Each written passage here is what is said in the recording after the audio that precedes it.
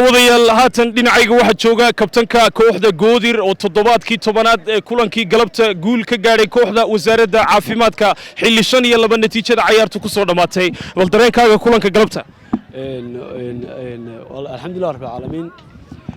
ciyaar wanaagsan baa dhacday aad iyo aad baan idinku mahadnaqayaa bahda Turkeyl gaar ahaan saaxiibkii Maarig haddaan dareenkayga ka waramo walaahi runtii waxaan gaarnay guul muhiim ah guul aan u baahnayn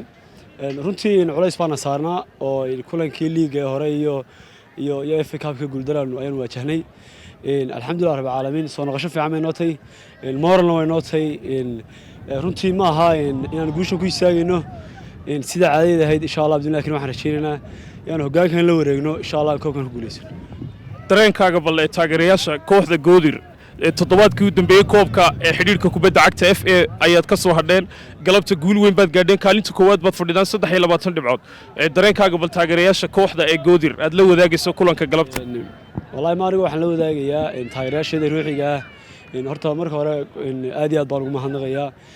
runtii ma abaalkood ma ilaaweyno waxaana tiimka ugu taageerayaasha badan leh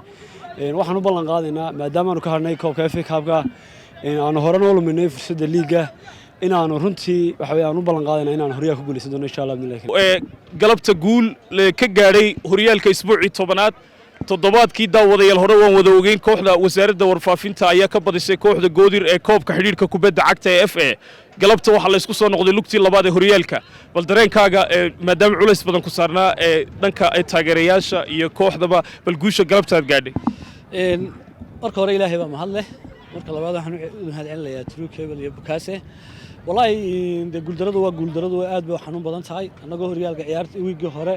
hogaaminayay dawladda oo sanaga badisay haddana waxaan oo raacay wiigi labaad inay kooxda wasaaradda warfaafinta naga reebto tartanka run ahaantii labada guuldarey isku xigay aad bay noo danqeen waxaan rajaynayaa kooxdaydu inay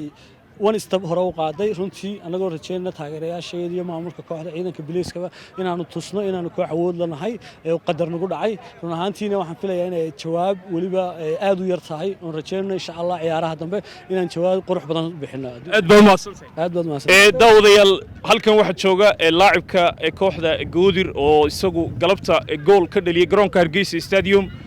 kadib markii uu ka maqnaa ciyaaraha 7 kulan oo xiriira wareegii hore galabtana uu ciyaarayay isbuucii 10aad ee horyaalka balle goolkii koowaad bad ka dhalisay horyaalka Somaliland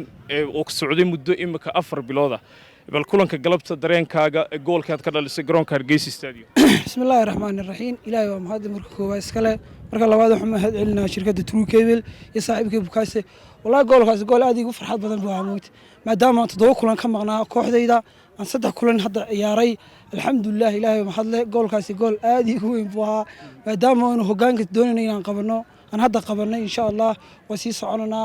goolkaasina gool laga sheekeyn karo goolashu way badnaanayeen laakiin aniga waxay ahayd farxad bay ahayd waayay kooxdaydan 7 kaga maqnaa 7 kulankii 10aad baan goolkayga dhaliyay alxamdulillaah ma sha Allah taageerayaashada ama taageerayaasha aan ilaahda kooxda Goodir waxay ka mid tahay kooxaha ugu facaweyn kubadda cagta caasimadda Hargeysa ciyaartoy badan oo taariikh u leh waa soo maray garoonka Hargeysa Stadium bal kelmadda aad galabta u dirayso kadib markii kulankii FA Cup aad ku guuldareysatay koobka xiriirka kubadda cagta